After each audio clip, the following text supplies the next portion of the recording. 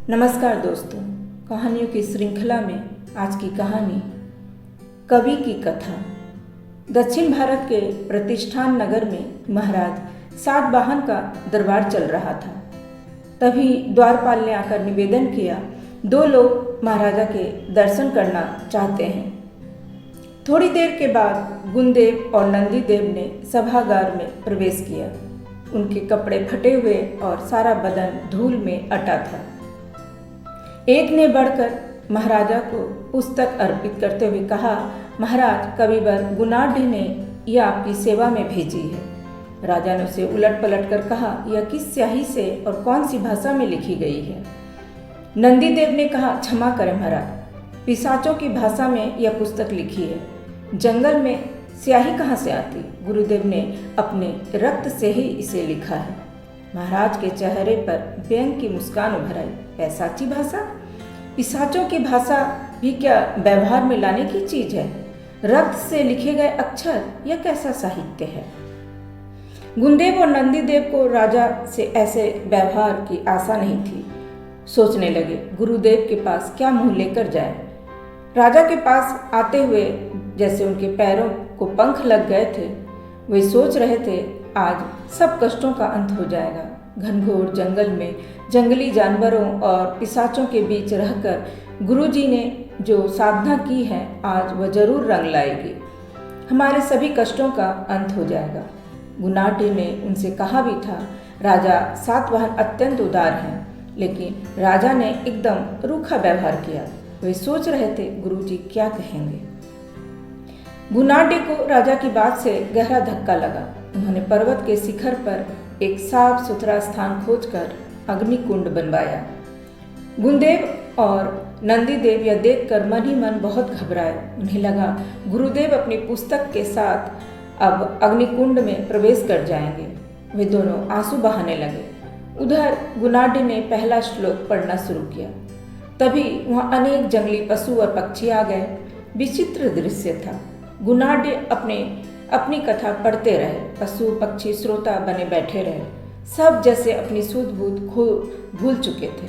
गुणाढ़ पढ़ते और श्लोक को अग्नि के हवाले कर देते। उधर प्रतिष्ठान नगर में महाराजा सातवाहन को भी इस विचित्र बात का समाचार मिला। कुछ शिकारियों ने बताया, महाराज, पर्वत शिखर पर न जाने कैसा यज्ञ चल रहा है। एक बार जो वहाँ चला जाता है वापस ही नहीं आता। जंगल के सब पशु पक्षी दाना पानी भूलकर वहीं जमा हो गए हैं। सातवाहन की उत्सुकता जागी। शिकारियों के साथ घोड़े पर सवार होकर वहां पहुंचे। राजा ने अपने मंत्री गुणाढ़ को पहचान लिया। गुणाढ़ राजा के कारण ही नगर छोड़कर चले गए थे। एक बार छोटी रानी ने संस्कृत न जानने के लिए राजा का मजाक उड़ाया था। राजा की परेशानी देख सर्ववर्मा ने कहा था, मैं 12 वर्ष के अंदर महाराज को संस्कृत का पंडित बना दूंगा, आप जरा भी चिंता न करें। गुणाढ़ ने कहा, 12 साल बहुत लंबा समय होता है। राजाओं के पास इतना समय कहाँ। मैं 2 साल में आपको संस्कृत का ज्ञाता बना दूंगा। तब सर्ववर्मा ने कहा, यदि ऐसा है तो मैं महाराजा को 6 महीनों में ही संस्कृत का ज्ञान करा दूंगा। गुणाढ़ को कुछ अचरज हुआ। उन्होंने अपने मित्र का उपहास उड़ाते हुए कहा था, मित्र, अगर तुम ऐसा कर सके तो मैं प्रतिज्ञा करता हूँ कि संस्कृत, प्राकृत और देसी भाषा में बोलना छोड़ दूंगा। राजा सोचने लगे, देखा जाए तो हमारे कारण ही मंत्रीवर गुणाढ़ ने तीनों भाषाओं का त्याग करके पैसाची भाषा को अपनाया था, पर हमें उस दिन नंदीदेव के याद दिलाने पर भी यह सब याद क्यों नहीं आया। ओह, हमने बहुत बड़ी भूल की। हमसे अच्छे तो ये पशु पक्षी हैं जिन्होंने कविवर की कथाओं को पूरा सम्मान दिया है। राजा ने कहा, क्षमा कीजिए मंत्रीवर, मैंने नहीं पहचाना।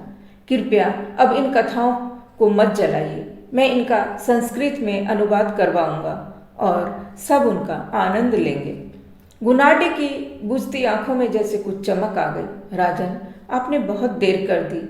6 लाख श्लोक तो मैं अब तक जला चुका हूँ, केवल 1 लाख श्लोक बचे हैं, इन्हें आप ले लीजिए।